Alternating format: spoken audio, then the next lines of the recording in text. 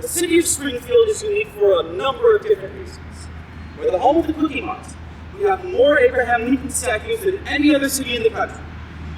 But most importantly, at least for this discussion, as we start talking about climate change, we have power plants.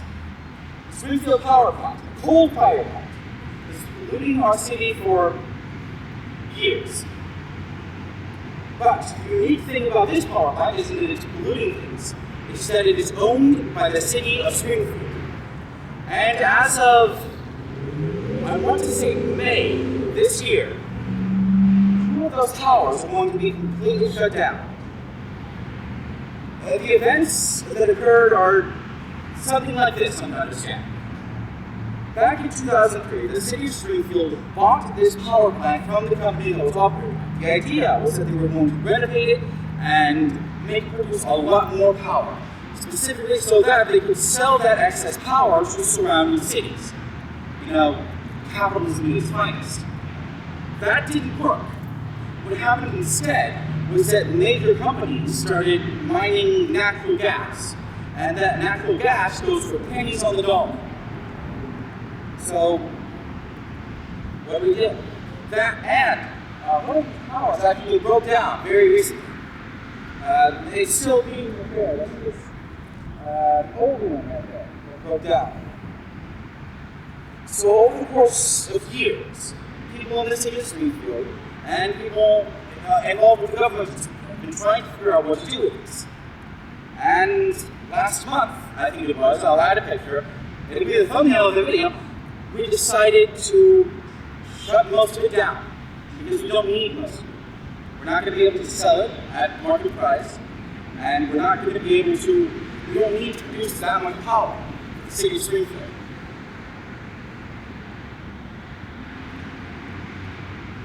There's a cost to this, of course. There are dozens of people. I think it's something like 50-something people that have been laid off over the course of shutting the power plant down. But the city of Springfield is working as hard as it can to take care of it. And there are going to be times when we don't have quite enough power to keep things up, but in that case we just do what we were going to do in the first place, buy power from other cities. And it's something that's entirely possible to do.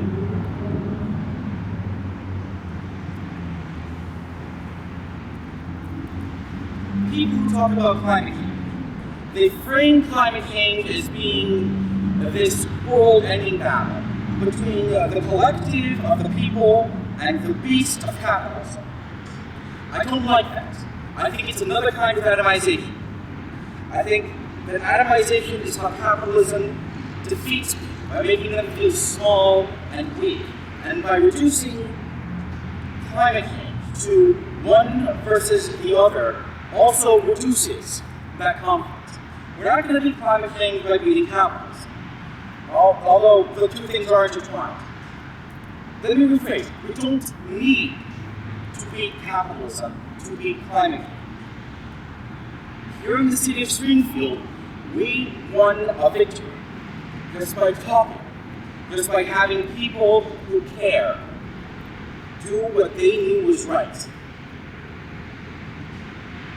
And yeah, a lot of this is going to be shut down, but that's all for the better. Again, coal fire plants, very bad for the environment.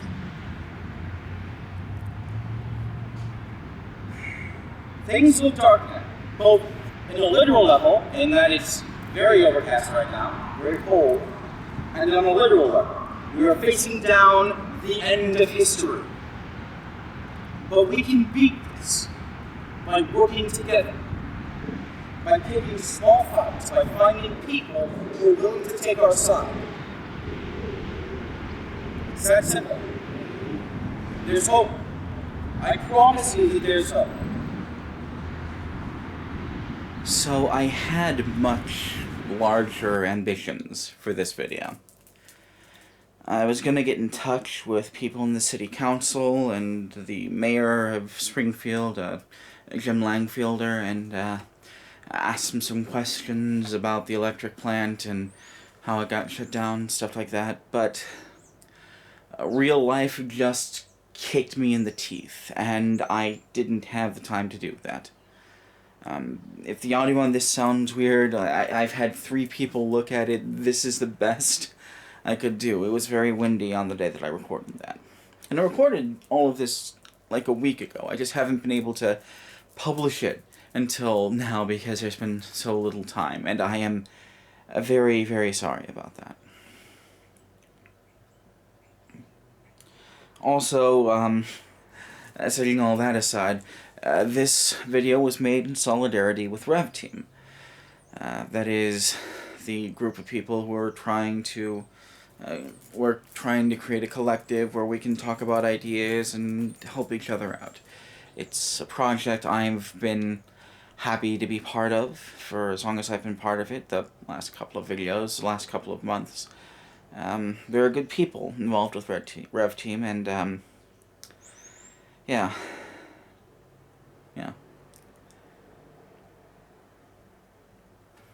There are some other things that I wanted to get into regarding the video too. Like, I wasn't personally involved with any of the actions to get this to get the power plant taken down. I was in the city council room when they were voting on when they were discussing it. I was asked to come there to let's say provide commentary on what was happening. But I was going to speak up. I was going to talk about how climate change is the end of human history, and if we don't fight it, then there will be no one left to remember us. But during the period in which the public had an opportunity to stand up and say their piece, dozens of people, I think something like 25 people, came up and said almost the same thing that I would have said, in a much better way. So that was entirely unnecessary, because people aren't stupid. People know when they're being lied to, people know when they're being fooled, and most of the time they know who's doing it. I'm never gonna let that go. And I think that's all I have to say about that. I'm all said out. Regular links are in the underbar. That is my Twitter, a link to my Twitter account if you want to come follow the nonsense that I'm doing on Twitter. A link to my email if you want to send me, if you want me to participate in a leftist project of some kind. I'm happy to do that. That's what Rev Team is. A link to my Curious Cat if you want to ask me questions anonymously. And my Ko-Fi if you feel like providing me with money. Financial support. I'd like to also say that I'm especially grateful to everyone who provided me with financial support last month. I got about $150, and I was able to fill the gas tank of our friend's truck, van, whatever it is, 2 times, and buy a shit ton of groceries with that, and that was very, very helpful. Thank you so much. I can't understate how grateful I am. So, next video is probably going to be about Michael Bloomberg and his fucking money and why it's bad for democracy. It's gonna be a ranty video, quick ranty video. But it's gonna be fun. Until we get there, take care of yourselves, alright?